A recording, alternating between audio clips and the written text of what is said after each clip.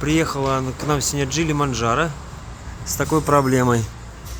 Мы делали тут ТО, и клиент попросил, говорит, посмотри подвеску, у меня что-то какой-то посторонний шум. Обратите внимание на стабилизатор, вот видите, на нем есть потертости, это задний стабилизатор. А знаете от чего они? Вот от этой защиты.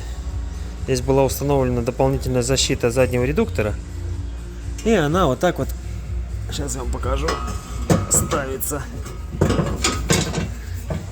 Вот так вот прикручивается.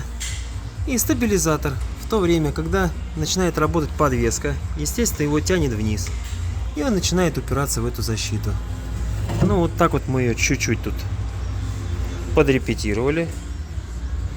Сточили, видите? Сделал аккуратненько. Вот, сточили мы ее, и теперь она не будет упираться в стабилизатор. Так что вот еще один лайфхак.